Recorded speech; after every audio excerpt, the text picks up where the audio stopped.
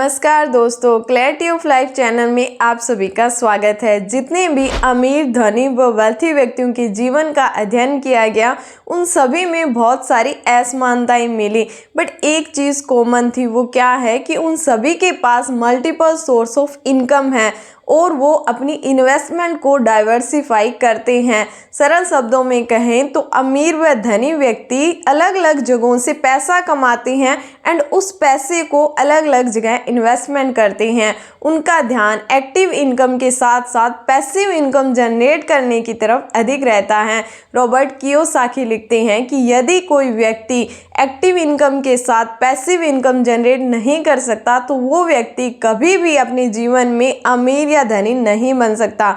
इसीलिए हमें active income के साथ साथ पैसिव इनकम जनरेट करना अति आवश्यक है। और पैसिव इनकम तभी जनरेट हो सकती है जब हम सही दिशा में इन्वेस्टमेंट करते हैं और उस इन्वेस्टमेंट को डाइवर्सिफाई करते हैं। Ray Dalio, who is one of the famous investor and investor counsellor, वो दुनिया की सबसे बड़ी हैज फंड कंपनी में से एक वाटर ब्रिज एसोसिएट के संस्थापक है। रे डालियो जिन्होंने ऑल वेदर पोर्टफोलियो बनाया, उनके अनुसार हमें डिफरेंट एसेट क्लास में इन्वेस्टमेंट करना चाहिए। यदि एक इन्वेस्टमेंट क्लास डाउन जाती है, दूसरी अप जाती है, तो इसने इसे बैलेंस कर दिया। इसकी वजह से किसी भी इंसान की मानसिकता पर पैसे का जो लॉस है, उसकी वजह से स्ट्रेस आया वो नहीं आता, वो बैलेंस हो जाता है। माइकल डी ने इसके ऊपर बहुत अच्छी लाइन लिखी है, don't put all your egg in one basket, यानी हमें एक एसेट क्लास में सारी इन्वेस्टमेंट नहीं करनी चाहिए। यदि इस एसेट क्लास जो हमें सिलेक्ट की है वो डिस्ट्रॉय होती है तो हमारा सारा पैसा डाउन में जाने की पॉसिबिलिटी बढ़ जाती है, जिसकी वजह से हमारी मानसिकता प्रभावित होती है, हमारा आगामी जीवन प्रभावित होता है। बिकॉज जो रिच वेल्थी लोग होते हैं उनके पास हजारों चीज़ें होती हैं, उनमें से यदि एक दो चीज़ ख़त्म हो जाए तो उनकी लाइफ पर इफ़ेक्ट नहीं पड़ता। बट हमारे मिडिल क्लास फैमिली के पास दो तीन चीज़ें होती हैं, यदि उनमें से एक दो चीज़ चली जाए तो हमारे साइकोलॉजिकल लेवल पर वो चीज़ें बहुत प्रभाव डालती हैं। इसलिए आज इस वीडियो के माध्यम से हम 5 ऐसी एसेट क्लास पर बात करेंगे जिनमें रिस्क न के बराबर है, आपको अच्छा प्रॉफिट मिल सकता है। एंड जो हमारी थर्ड क्लास है वो बहुत इंपॉर्टेंट रहेगी, यूनिक रहेगी, आप सभी को उसके बारे में पता नहीं है। बहुत कम लोग हैं जो उस एसेट क्लास के बारे में जानते हैं, बट यदि आप उसमें इन्वेस्टमेंट करते हो तो आपको 10 से 15% का मुनाफा मिल सकता है। वीडियो को लाइक, शेयर एंड चैनल को सब्सक्राइब करना न भूलें। तो चलो स्टार्ट करते हैं हमारा आज का वीडियो। रियल एस्टेट, यदि आपके पास खुद का घर नहीं है तो सबसे पहले आप खुद का घर बनाने का प्रयास करें, क्योंकि इस संपूर्ण सृष्टि में जैसे जीव जंतु, पशु पक्षी सबसे पहले अपना आशियाना फिक्स करते हैं, रहने की जगह फिक्स करते हैं, उसी प्रकार हमें हमारा आशियाना यानी हमें हमारे रहने का घर फिक्स करना है। बिकॉज घर हमें सुकून देता है, safety, security and stability provide करता है। मान लो आपकी ट्रांसफरेबल जॉब है, घर बनाने की जगह फिक्स नहीं है, उस कंडीशन में आपने क्या करना है कि आप इन फ्यूचर जहां घर बना सकते हो, दो पॉसिबिलिटी को सिलेक्ट करो, उन दोनों जगह अपने सामर्थ्य के अकॉर्डिंग प्लॉट लेने की कोशिश करो, ताकि इन फ्यूचर जब आप घर बनाओ, एक जगह आप घर बनाओ, दूसरे प्लॉट को सेल कर दो, सेल का जो पैसा आएगा वो आपके कंस्ट्रक्शन चार्जेस में बैलेंस हो जाएगा। इससे आपके साइकोलॉजिकल लेवल में एक सुकून रहेगा कि हमारा घर बनाने का सामर्थ्य है, हम घर इन फ्यूचर में बना सकते हैं। आपके माइंड में अननेसेसरी स्ट्रेस नहीं आएगा। इसके अलावा आप एग्रीकल्चर लैंड ले सकते हो, दुकान ले सकते हो, प्लॉट, फ्लैट या बना बनाया घर ले सकते हो, जिसे आप रेंट पर दे सकते हो या कैसे भी करके आप उससे पैसिव इनकम जनरेट कर सकते हो। यदि आप कॉमर्शियल पर्पज से रियल एस्टेट में इन्वेस्टमेंट करते हो तो आपको इसके ऊपर ROI यानी रिटर्न ऑन इन्वेस्टमेंट अधिक मिलता है। मान लो आपने 1 करोड़ रुपए का घर परचेज किया है, उसे आपने रेंट पर दे दिया, आपको उसके ऊपर सालाना 2 से 2.5% रेंट मिलेगा, यानी 2 से 2.5 लाख रुपए आपके पास सालाना आते रहेंगे। लगभग 8 सालों में ये 2 गुना हो जाता है, मतलब अगले 8 सालों में आपके पास 4 से लेकर 5 लाख रुपए रेंट आता रहेगा। दूसरी ओर आप कमर्शियल पर्पस से रियल एस्टेट में इन्वेस्टमेंट किए हैं, मान लो आपने कोई दुकान बनाई है, तो उसके ऊपर आपको 3 से 4% का रिटर्न आ सकता है, किराया मिल सकता है। यानी आपको सालाना 3 से 4 लाख रुपए का किराया आता रहेगा। ये भी लगभग 8 सालों में डबल हो जाएगा, यानी 8 साल बाद आपको उस दुकान का किराया डबल 6 से 8 लाख रुपए मिल जाएगा। अब यहाँ देखें तो प्रॉफिट किस में है, कॉमर्शियल पर्पस में आपको प्रॉफिट है, बट इसमें थोड़ा रिस्क फैक्टर रहता है, क्योंकि जो मकान होता है वो खाली नहीं रह सकता, वो इजीली रेंट पर चढ़ जाता है। आप खुद रह सकते हो, आप उसे पीजी के पर्पस से या कोई ऐसी जगह से आप यूज़ कर सकते हो। बट जो दुकान है वो डिपेंड करती है आगे इकोनॉमिक पर कि आगे की अर्थव्यवस्था कैसी रहेगी, तो उसमें थोड़ा सा रिस्क रहता है कि आपका वो दुकान है रेंट पर चढ़े या न चढ़े। अदरवाइज कॉमर्शियल पर्पस से जो आप रियल एस्टेट में इन्वेस्टमेंट करते हो उसमें आपको अधिक प्रॉफिट मिलता है। दूसरा, रियल एस्टेट में इन्वेस्टमेंट का बेनिफिट क्या है कि रियल एस्टेट में आपके पास 10 लाख रुपए है तो आप 1 करोड़ रुपए की प्रॉपर्टी बना सकते हो, बिकॉज आपको 90% तक लोन मिल जाता है। It is depend upon your loan taking ability. ऐसी और कोई एसेट क्लास नहीं है जिसमें आप 10 लाख रुपए से 1 करोड़ रुपए की संपदा बना सकते हो। इसीलिए सबसे पहले आपकी लाइफ में स्टेबिलिटी आए, आपको सुकून मिले, सिक्योरिटी मिले, उसके लिए आप खुद का घर बनाएं। जब भी आप घर बनाने जा रहे हो, समर्थ्य हो, तो आप सिटीज़ में बनाने की कोशिश करें, क्योंकि यहाँ पर रेंट भी आपको हाई मिलेगा एंड जो प्रॉपर्टी है, खुद घर है, उसकी ग्रोथ भी आपको अधिक मिलेगी। दूसरा, बॉन्ड्स। बॉन्ड्स 2 प्रकार के होते हैं, एक गवर्नमेंट बॉन्ड, दूसरा कॉरपोरेट बॉन्ड। गवर्नमेंट बॉन्ड में रिस्क न के बराबर रहता है, इसमें आपको 7 से 8% का रिटर्न मिल जाता है। कॉरपोरेट बॉन्ड की बात करें तो इसमें आपको रिटर्न अधिक मिलता है, बट इसमें 1-2% का रिस्क रहता है। इसमें आपको लगभग 10% तक रिटर्न मिल सकता है। बॉन्ड बेसिकली क्या है, ये एक इन्वेस्टमेंट का ऐसा टूल है जिसमें आप गवर्नमेंट को या किसी कॉरपोरेट कंपनी को आप अपना पैसा उधार देते हो, बदले में वो कंपनी आपके पैसे पर आपको उसका इंटरेस्ट लौटाती है।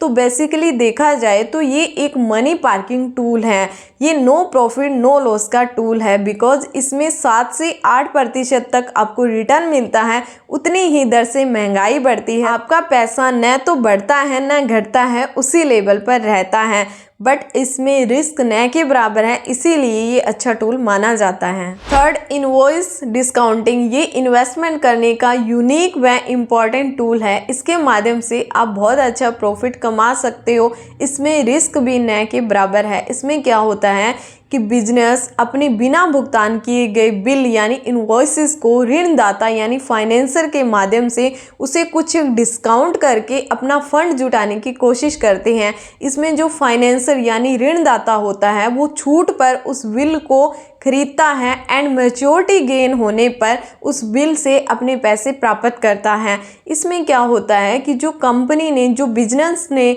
उसे डिस्काउंट दिया है, वो डिस्काउंट उस ऋणदाता का, फाइनेंसर का प्रॉफिट है, जो कि 10 से 15% तक हो सकता है। इसीलिए ये इन्वेस्टमेंट का नया यूनिक व बहुत अच्छा टूल है। इसमें आप बहुत अच्छा प्रॉफिट कमा सकते हो। पहले ये HNI यानी बड़े इन्वेस्टर तक सीमित था, बट आज की डेट में आप आम जनता इसमें अपना पैसा इन्वेस्टमेंट कर सकती है। इसके लिए कुछ एक भरोसेमंद प्लेटफॉर्म है, जैसे ट्रेडक्रेड, क्रेडएक्स, MI एक्सचेंज, इनवॉइस स्मार्ट आदि। Fourth, gold. गोल्ड में इन्वेस्टमेंट के कई सारे ऑप्शन हैं, जैसे फिजिकल गोल्ड, आपने ज्वेलरी बना ली, आपने गोल्ड बार, गोल्ड कॉइन आदि परचेज कर लिए। इसमें बस एक नुकसान है कि आपको उस सोने की रखवाली करनी पड़ेगी, चोरी का डर रहेगा। दूसरा, आपको टैक्स देना पड़ेगा, GST, प्लस में आपका मेकिंग चार्जेस लगेगा। दूसरा ऑप्शन आता है गोल्ड में गोल्ड की ETF परचेज करना। ETF बेसिकली क्या है, ये म्यूचुअल फंड यूनिट्स हैं जो कि फिजिकल गोल्ड को रिप्रेजेंट करते हैं एंड इनकी गोल्ड के रेट पर ट्रेडिंग होती है। इसमें आपको बहुत सारे बेनिफिट मिल जाते हैं, इम्प्योरिटी का कोई डर नहीं रहता, चोरी होने का कोई डर नहीं रहता, आपको GST नहीं देना पड़ता, आपका मेकिंग चार्जेस नहीं लगता, और जो एक साइकोलॉजिकल स्ट्रेस आता है कि गोल्ड को संभाल कर रखने का, वो आपके माइंड से निकल जाता है। आप जब चाहो अपना पैसा निकलवा सकते हो। तीसरा गोल्ड में ऑप्शन आता है सोवरेन गोल्ड बॉन्ड्स का। ये भारत सरकार द्वारा जारी होते हैं। इसमें मैच्योरिटी गेन होने पर यदि आप अपना पैसा होल्ड करके रखते हो तो आपको बहुत सारे बेनिफिट मिलते हैं। आपको आपका गोल्ड जो रेट इंक्रीज हुआ है वो पैसा मिलता है, प्लस में 2.5% इंटरेस्ट मिलता है, प्लस में जो कैपिटल गेन है उसके ऊपर टैक्स नहीं लगता। यदि आप इतने लंबे टाइम तक, यानी जो 5 से लेकर 8 साल, आई थिंक कुछ एक टाइम पीरियड रहता है, उस टाइम पीरियड तक आप अपना पैसा होल्ड करके रख सकते हो, तो गोल्ड के रेफरेंस में this is one of the best option. Otherwise आप ETF परचेज कर सकते हो।